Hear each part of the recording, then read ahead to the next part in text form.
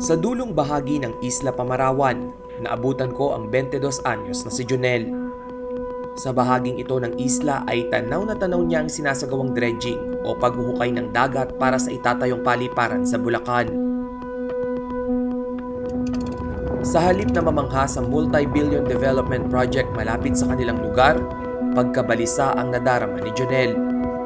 Opo, kasi ngayon pa lang po na-experience namin yung pagbaha. Lalo pa po kapag nandiyan na po yung airport. Ang dating tahimik na karagatan ginambala ng ginagawang konstruksyon. Kaya ang ganti ng dagat, malalaking alon at pagtaas ng tubig na ang dinaranas ng mga tao sa Isla Pamarawan.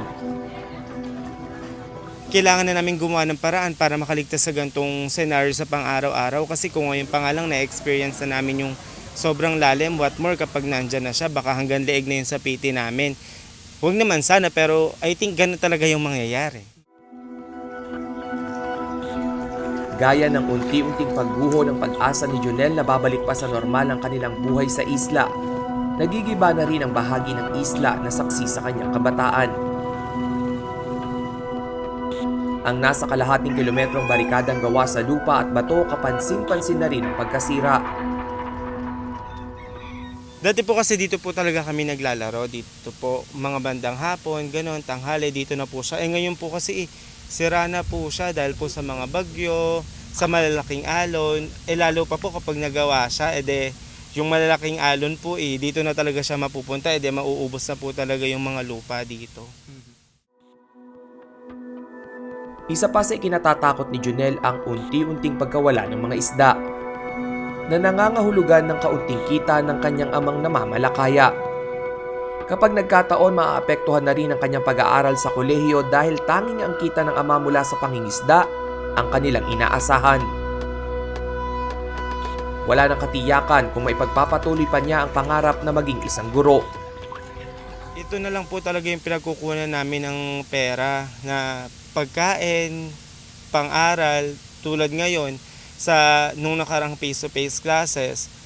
Tas ngayon nagkaroon naman ng flexible learning, kailangan naming magbayad monthly ng internet connection. Ano pa po yung pambabayad namin sa internet connection na yun kung wala na po kaming sapat na pagkukunan ng pera?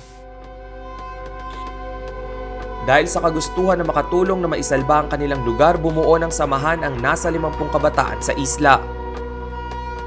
Hiling nila na marinig ng mga kinauukulan ang boses ng mga katulad nilang ang tanging hangad ay isang payapa at masaganang pamumuhay sa isla na kanilang kinalakihan. Ano ba ang organisasyong ninanais nating mabuo? Ano ba ang Ahon Kabataan? Ito ay alyansa ng mga kabataang nakatira sa coastal. Layunin nito na makamit ang apat na hinahangad nating mitiin. Ito ang pagtatanggol sa kabuhayan, paninirahan, kalikasan at edukasyon.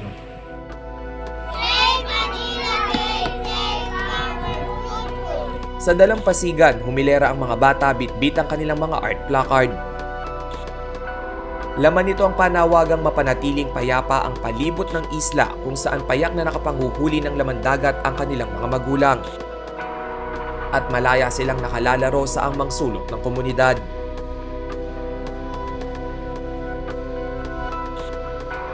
Dito kami nabuhay at gusto namin dito na rin kami mamatay.